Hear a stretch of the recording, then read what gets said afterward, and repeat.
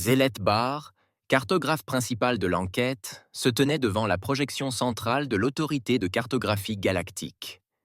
Les quatre bras croisés de frustration, il étudiait l'étrange point blanc sur la carte stellaire pourtant méticuleusement documentée.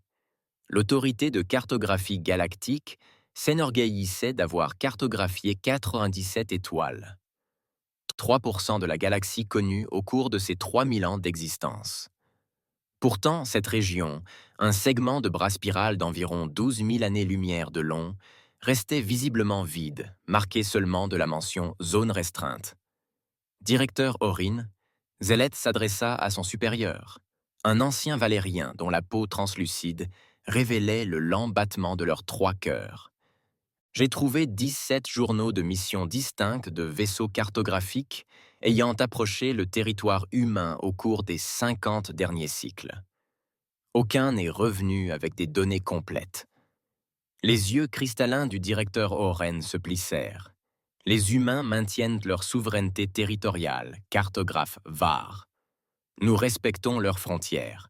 Sauf votre respect, directeur. Ce n'est pas le protocole de la GMA. Même les espèces soucieuses de souveraineté autorisent la cartographie astrographique de base. Les Daraxiens ont attribué des terres malgré leurs objections religieuses. Le collectif Halton a exigé une surveillance, mais l'a autorisée. Seuls les humains refusent catégoriquement. La peau d'Orin a pris un bleu plus profond, signe d'irritation chez les Volariens. Le Conseil galactique a pris des dispositions spéciales pour la Terre et ses colonies. Ce n'est pas à nous de nous poser des questions. Mais pourquoi? Insista Zéleth, sa persévérance étant une marque de fabrique de son espèce. 17 vaisseaux. Directeur. Certains ont tout simplement disparu. D'autres sont revenus avec des données corrompues et des systèmes défectueux. 3 sont revenus avec des équipages souffrant de traumatismes psychologiques inexpliqués. Oren se détourna. Cette conversation est terminée, cartographe. Mais Zéleth ne pouvait pas la laisser tomber. Après son service, il se retira dans sa station de recherche privée, accédant à des archives historiques antérieures à l'introduction officielle de l'humanité dans la communauté galactique, 2 siècles auparavant. Les archives montraient que les premiers vaisseaux d'exploration avaient autrefois traversé librement la région aujourd'hui connue sous le nom d'espace humain. Plusieurs avaient cartographié de magnifiques mondes riches en ressources. Puis, il y a environ 300 ans, quelque chose a changé. Les vaisseaux ont commencé à signaler des difficultés de navigation, des dysfonctionnements de capteurs et des phénomènes perturbateurs. Puis les humains sont apparus, une espèce prétendument primitive qui, en moins d'1 siècle, est passée du vol spatial rudimentaire au contrôle d'un vaste territoire. « Tu es obsédé », remarqua Linar, l'assistante de recherche de Zéleth en entrant dans sa station. Ses traits aviaires trahissaient son inquiétude tandis que sa crête emplumée se dressait légèrement. Le directeur remarquera votre accès non autorisé. Regardez ça. Zéleth ignora son avertissement, affichant les relevés historiques et des capteurs de la dernière expédition de cartographie réussie, à traverser ce qui était désormais l'espace humain. Ces signatures énergétiques ne correspondent à aucun phénomène cosmique connu. Et ceci, il a souligné une section. Distorsion gravitationnelle qui violent les normes de la physique. Lénard a étudié les relevés. C'est peut-être pour cela que la région est interdite. Des anomalies naturelles pourraient présenter des risques pour la navigation. Alors pourquoi ne pas le dire? Pourquoi ce secret? Zéleth a sorti un autre dossier. Et explique-moi ça. Le réseau défensif humain s'étend autant vers l'intérieur que vers l'extérieur. Ils contiennent quelque chose, Lénard. Ou se protègent de quelque chose, suggéra-t-elle. Quoi qu'il en soit, la galaxie mérite de savoir. La détermination de Zéleth se renforça. Je constitue une équipe. Il lui a fallu 3 mois pour réunir les spécialistes dont il avait besoin. Crève Dorn, un brillant ingénieur en propulsion capable de modifier la signature de leur vaisseau pour éviter d'être détecté. Theliasen, un xénomorphologue spécialisé dans les civilisations émergentes. Et Morovex, un spécialiste de la sécurité dont l'expérience militaire se révélerait précieuse en cas de problème. Avec Lénard et lui-même, ils formaient un équipage restreint mais compétent. Leur vaisseau, le Stellar Inquiry, fut officiellement envoyé cartographier un amas insignifiant à 2 secteurs de leur destination réelle. Une fois hors des stations de surveillance, Crève activa les modifications qui masqueraient leur véritable trajectoire. Approchant de la limite de l'espace territorial humain, Lénard annonça que le vaisseau ralentissait, uniquement grâce à ses capteurs passifs. Comme convenu, l'écran n'affichait rien d'inhabituel, juste des étoiles et le calme du vide spatial. Pas de balises d'alerte, pas de patrouilleurs, rien n'indiquait qu'il pénétrait en territoire restreint. C'est inattendu, commenta Philia. La plupart des espèces démarquent clairement leurs frontières. Peut-être s'appuient-elles sur des méthodes de détection plus subtiles, suggéra Moreau, son instinct de guerrier en alerte. Ils n'avaient pas franchi la frontière à plus de 2 années-lumière, lorsque les premières anomalies apparurent. Les instruments du vaisseau vacillèrent. La gravité fluctua subtilement, et le système de positionnement quantique indiqua des coordonnées spatiales impossibles. Quelque chose affecte nos capteurs, rapporta Crève, ses mains écailleuses parcourant rapidement la console d'ingénierie. C'est comme si l'espace lui-même avait des propriétés différentes ici. Zéleth ressentit à la fois une justification et un malaise. « Pouvez-vous compenser ?»« En partie, » répondit Crève. « Mais ce ne sont pas des distorsions typiques. C'est presque une interférence délibérée. » Ils procédèrent prudemment, documentant tout. Le 3e jour, ils détectèrent un avant-poste humain, une petite station de surveillance en orbite autour d'une lune banale. Ils l'évitèrent, mais pas avant que Thalia n'ait capturé des scans détaillés. « Leur technologie est particulière, » observa-t-elle. « Certains aspects sont remarquablement avancés, dépassant peut-être même les standards valériens, tandis que d'autres semblent presque primitifs. Et il y a autre chose. » Elle désigna une section de la station. Ces réseaux ne sont ni des moyens de communication, ni des armes. Ils mesurent quelque chose. La stabilité spatio-temporelle, suggéra Crève après avoir analysé les données. Ils surveillent la structure même de la réalité. En s'aventurant plus profondément, ils découvrirent d'autres avant-postes, tous dotés d'équipements de surveillance similaires. Les anomalies spatiales s'intensifièrent. Parfois, les étoiles semblaient disparaître momentanément, et les chronomètres du vaisseau se désynchronisaient de quelques microsecondes, un phénomène qui aurait dû être impossible. Le 5e jour, ils interceptèrent des transmissions codées entre vaisseaux humains. Lina réussit à décrypter des fragments. Intégrité des frontières à 94%. Le secteur 12 montre une diminution. Déployez l'équipe d'ancrage alpha. Que mouille-t-il ? Se demanda Moreau à voix haute. Ils rencontrèrent même bientôt leur premier patrouilleur humain, un engin élancé qui surgit soudain de derrière un petit astéroïde. L'équipage se tendit, mais le vaisseau humain ajusta simplement sa trajectoire pour maintenir ses distances, sans faire aucun mouvement hostile tout en les suivant clairement. « Ils savent que nous sommes là », déclara Moreau d'un ton neutre. « Prenons contact », décida Zéleth. « Nous sommes venus chercher des réponses. Une enquête directe pourrait être la meilleure solution. » À leur grande surprise, les humains ont immédiatement répondu à leur appel. L'écran affichait une femme, l'expression neutre mais alerte. « Vaisseau non identifié, vous êtes entré dans un espace restreint. Indiquez votre objectif. » Zéleth s'avança.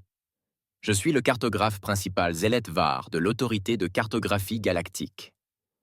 Nous effectuons une étude astrographique standard. L'expression de l'humain est restée inchangée. La GMA est consciente que l'espace territorial terrestre est exempté des protocoles de cartographie standard en vertu de l'accord 47B du Conseil galactique. Nous cherchons à comprendre pourquoi, répondit Zéleth avec honnêteté. 17 vaisseaux de la GMA ont été perdus ou compromis près de votre territoire. Et puisqu'ici, Les anomalies spatiales que nous avons détectées pourraient présenter des risques pour la navigation dans ce secteur. Une lueur apparue dans le regard de l'humain. Une reconnaissance? Peut-être. Transmettez les spécifications de votre vaisseau et le manifeste de l'équipage. Vous maintiendrez votre position pendant que nous examinons votre demande. Une fois la transmission terminée, Félia se tourna vers Zéaloth. Elle n'était pas surprise. Il s'attendait à ce que quelqu'un finisse par enquêter. Quelques heures plus tard, ils reçurent les coordonnées d'un rendez-vous dans un petit avant-poste humain. Malgré les inquiétudes de Moreau en matière de sécurité, Zélith accepta. Ils avaient besoin de réponses. La station humaine était utilitaire, dépourvue des fioritures architecturales communes à la plupart des installations humaines. Ils furent accueillis par 3 humains, la femme de la communication et 2 autres personnes restées silencieuses. Je suis le commandant Sarah Chen, de la division de confinement de la Terre. Elle se présenta. Votre présence ici est problématique, mais peut-être inévitable. Division de confinement. Zéaloth demanda. Que confinez-vous, commandant? Chen les étudia attentivement avant de répondre. Que savez-vous de la théorie du multivers, Carterifer? La question prit Zéleth au dépourvu. C'est de la physique théorique. Plusieurs plans d'univers potentiellement parallèles aux nôtres. Pas théorique, corrigea Chen. Empirique. Il y a 300 ans, l'humanité a découvert que les frontières entre les univers ne sont pas uniformément stables. Dans certaines régions, elles sont dangereusement fines.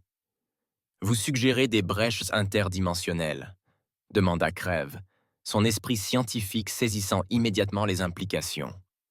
Chen hocha la tête.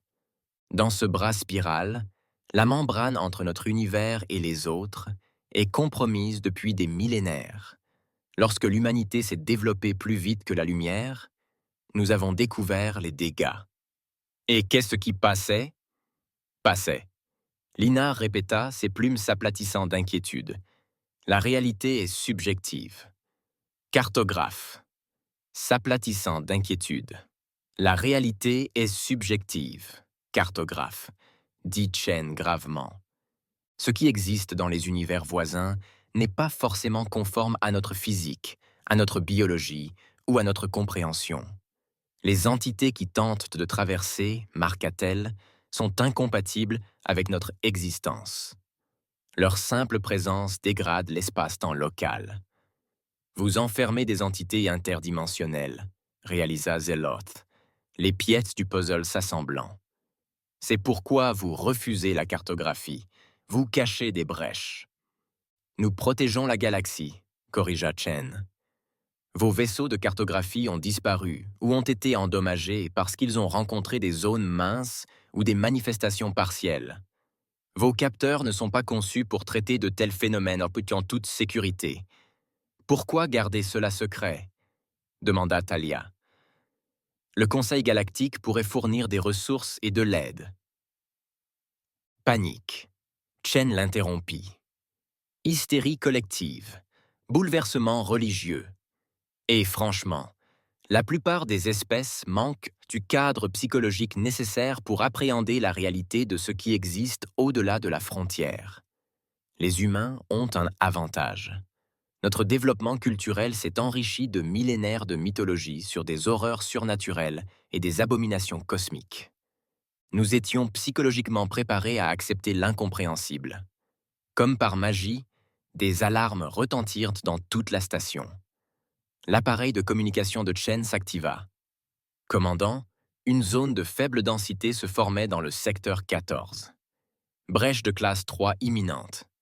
L'expression de Chen se durcit. Vous vouliez des réponses, cartographe. Maintenant, vous allez les voir de vos propres yeux. La révélation. Le vaisseau de transport humain se déplaçait à une vitesse surprenante, Chen et son équipe travaillant avec une efficacité éprouvée pour guider l'équipe d'enquête stellaire vers ce qu'ils appelaient un événement de confinement. Les extraterrestres observaient avec fascination les humains enfiler un équipement spécialisé, non pas des combinaisons spatiales traditionnelles, mais quelque chose de bien plus complexe, avec des circuits scintillants tissés dans le matériau.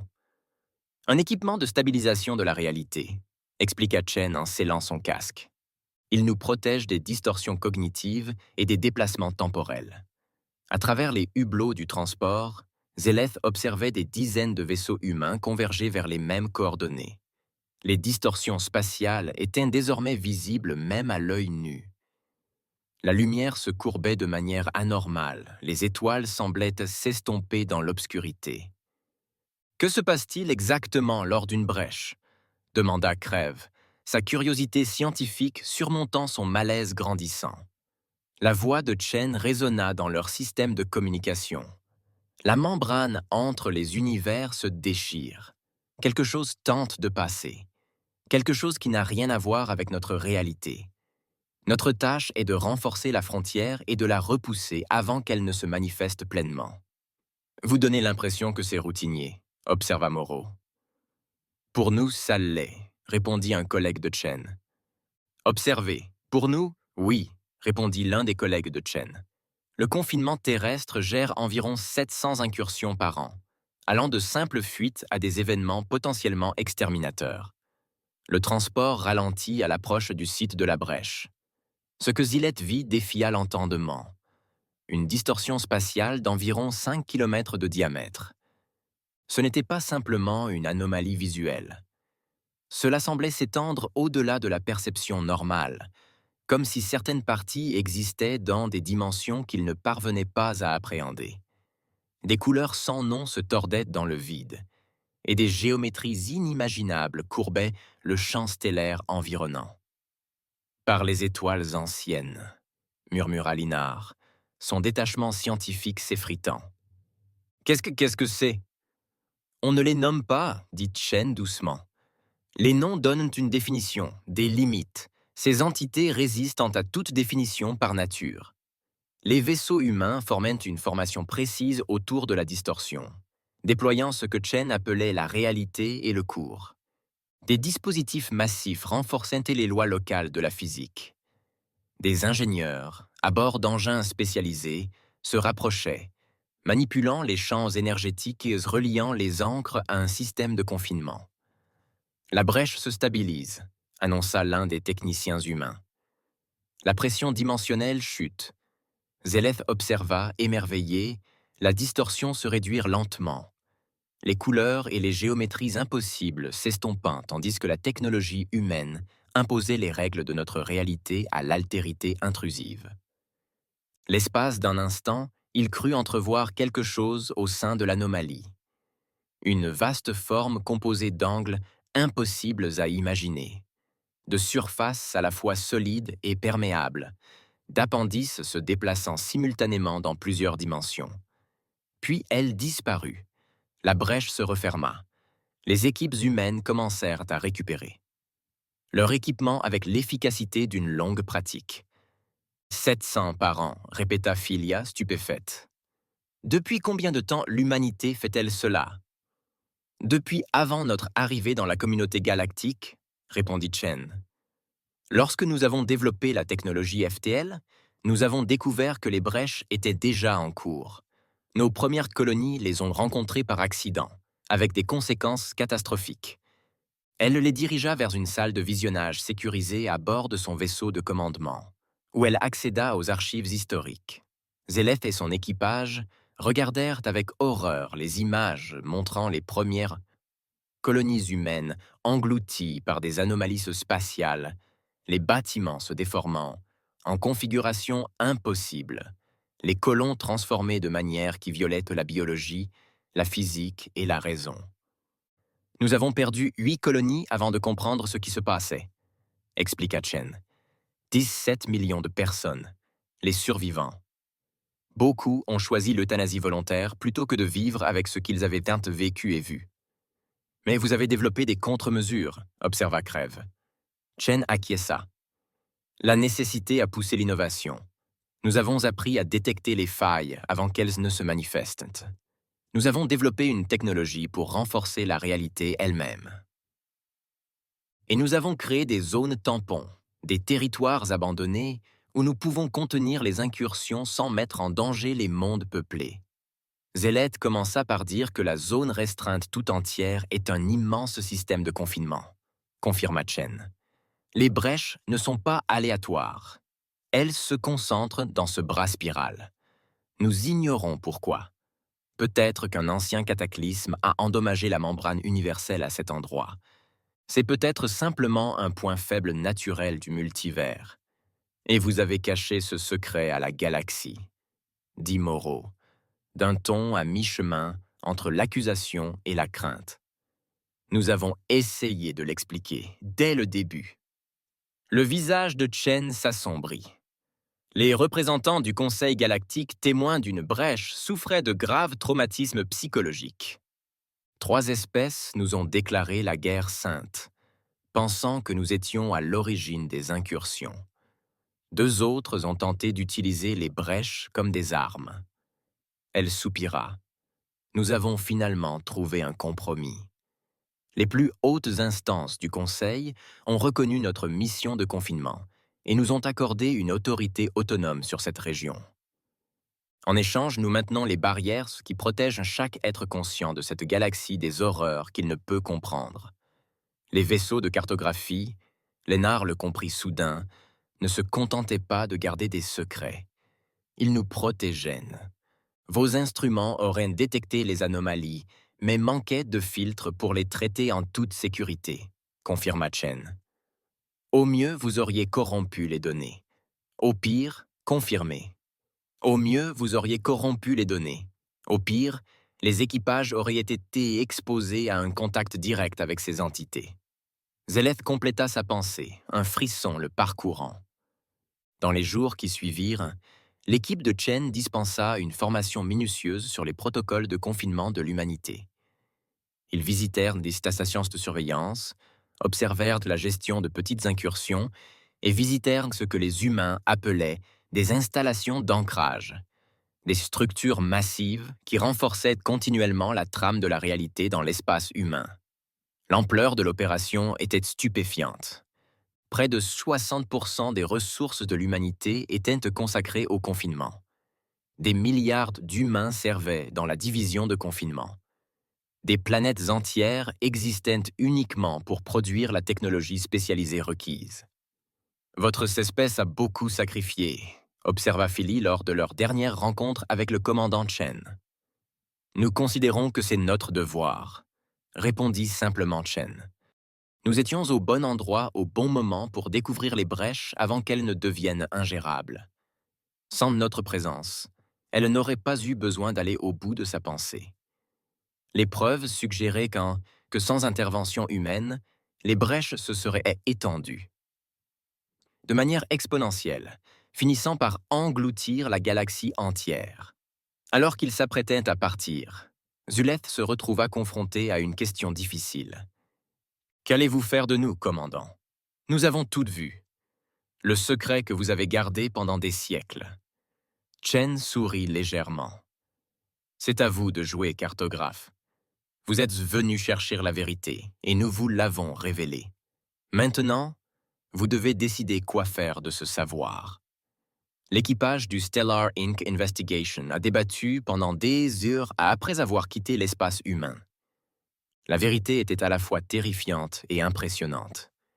L'humanité, une espèce considérée comme relativement nouvelle au sein de la communauté galactique, portait en silence un fardeau inimaginable, protégeant l'existence même d'horreurs incompréhensibles.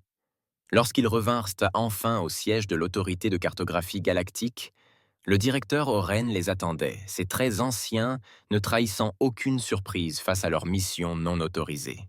« Tu le savais » accusa Zéleth. « Le Conseil le savait. Une poignée d'hommes, » admit Oren. Ceux qui avaient le besoin de savoir et la capacité de comprendre sans se briser. Les humains portent leur fardeau avec une force d'âme remarquable, cartographe. Pourrais-tu demander au reste de la galaxie de partager le poids psychologique de ce savoir? Zéleth réfléchit à tout ce dont il avait été témoin. Les brèches incompréhensibles, les entités inexistantes, l'immense infrastructure de confinement que l'humanité maintenait lui coûtait cher. Non, finit-il par admettre, mais je propose un compromis. 1 mois plus tard, Les cartes galactiques officielles étaient mises à jour. L'espace territorial humain restait restreint, mais avec une nouvelle désignation. Zone protégée, région de confinement des anomalies spatiales, danger de navigation, autorité de surveillance humaine. Aucun détail n'a été fourni sur la nature précise des anomalies. Aucune mention n'a été faite de brèches entre les univers ou d'entités venues d'au-delà de la réalité, mais la désignation reconnaissait le rôle de l'humanité et le danger légitime pour les vaisseaux qui pourraient y pénétrer sans préparation. Tandis que Zéleth étudiait la carte mise à jour, Linor le rejoignit. « Penses-tu que ce soit suffisant ? C'est la vérité sans la terreur, » répondit Zéleth. Reconnaissance sans révélation. La galaxie sait désormais qu'il y a un danger et que les humains le contiennent. Et peut-être qu'un jour, suggéra Liner, lorsque davantage d'espèces seront prêtes à comprendre, la vérité pourra être partagée. Zéleth hocha la tête pensivement. D'ici là, nous honorons le sacrifice de l'humanité en respectant ses frontières, tant territoriales qu'informationnelles. Dans l'immensité de l'espace, aux confins du territoire humain, des ancres de réalité poursuivaient leur veille éternelle. Soutenues par une espèce qui avait assumé un fardeau qu'elle n'avait jamais recherché mais qu'elle avait accepté sans broncher, préservant l'univers tel que nous le connaissons d'horreurs incompréhensibles. Et c'était peut-être la chose la plus humaine qui soit.